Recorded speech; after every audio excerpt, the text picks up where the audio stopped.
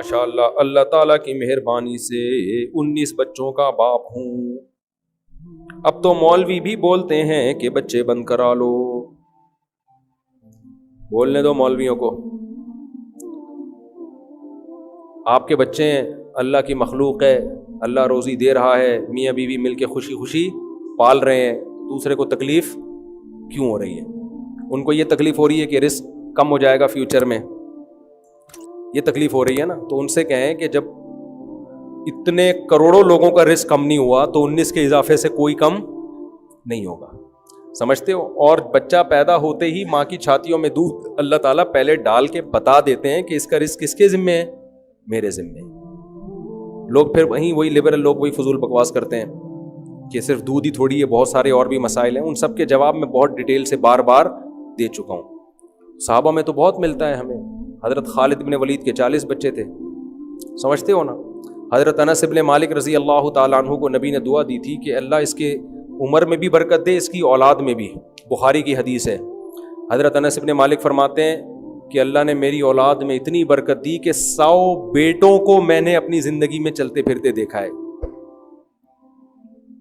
سمجھتے ہو؟ بیٹیاں اس کے علاوہ.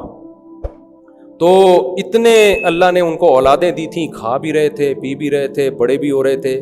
میں تو ایسے گھروں میں گیا ہوں, ان کے تو 19 ہیں, تھوڑے کم ہیں, ایسے گھر میں گیا ہوں جس باپ کے 30 بچے. میں نے اکثر واقعہ بتایا نا کہ میرے سے ایک طالب علم ملنے کے لیے آیا. مجھے کسی نے بتایا کہ استاد جی اس کلاس میں ایک بچہ ہے جس کے 29 بہن بھائی ہیں. تو میں نے کہا لے آؤ. میرا خیال تھا کہ خوراک نہیں ملی ہوگی, سارے سکڑ گئے ہوں گے خوراک کی کمی کی وجہ سے. جب آیا تو لال ٹماٹر اور ماشاءاللہ قداور. تو کہہ رہے ہم تو ماشاءاللہ 15 لڑکے 15 لڑکیاں, تو سب کھا پی رہے ہیں. میں نے کہا یار میں تمہارے گھر جا کے دیکھوں گا کہ ماشاءاللہ یہ 30 بہن بھائی کیسے پل رہے ہیں یار. تو ان کے گھر میں راشن آتا تھا, وہ ٹرالی نہیں ہوتی, وہ جو جس سے مٹی نہیں پھینکتے ہم, وہ کیا کہلاتے ہیں, بال جو بھی ہوتی ہے, ہاتھ والی جو ریڈی ہوتی ہے نا, اس سے ان کے گھر میں راشن آتا تھا. اچھا یہ جو 19 بچے ہوتے ہیں, یہ 30 ہوتے ہیں, یہ ایک دم 30 برساتی مینڈکوں کی طرح نہیں ہو جاتے.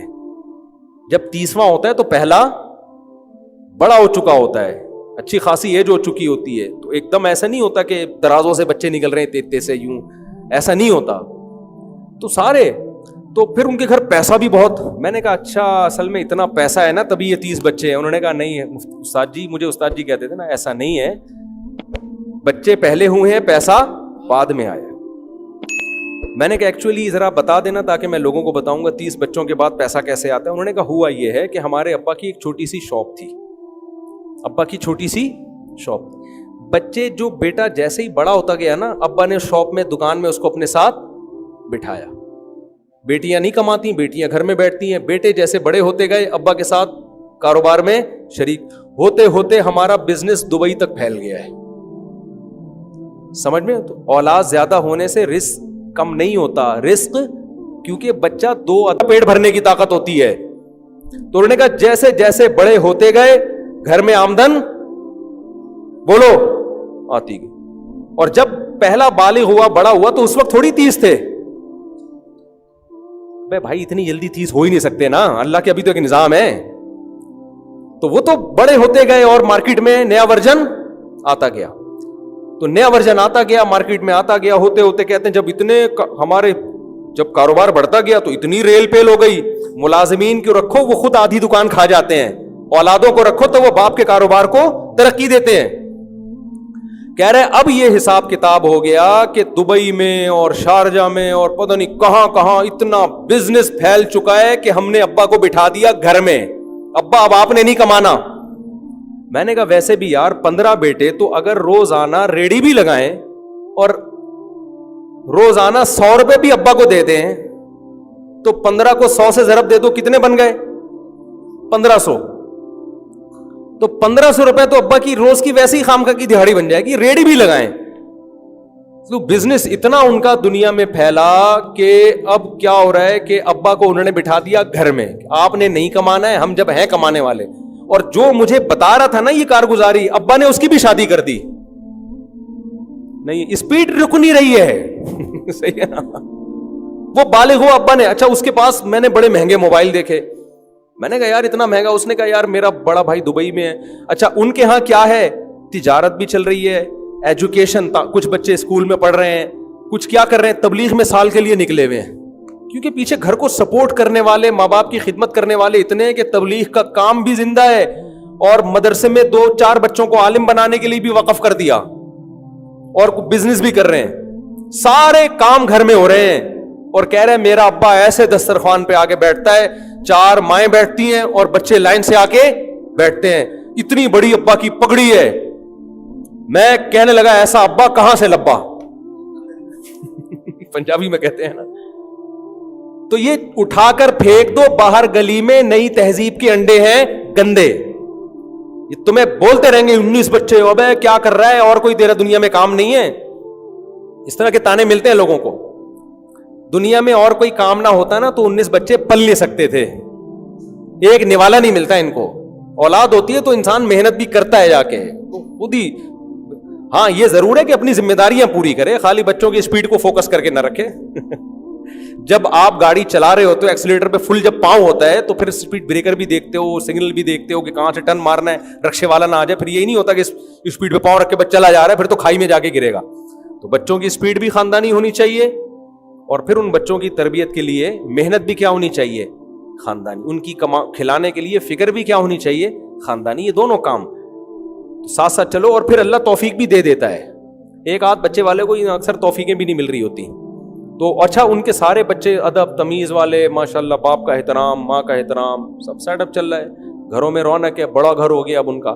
اچھا پچھلے سال 2 سال پہلے مجھ سے ملنے کے لیے آیا, میں نے کہا میں نے آپ کا واقعہ بہت لوگوں کو بتایا کہ 30 بچے, اس نے کہا 32 ہو گئے. استاد جی 30 پرانی رپورٹ تھی.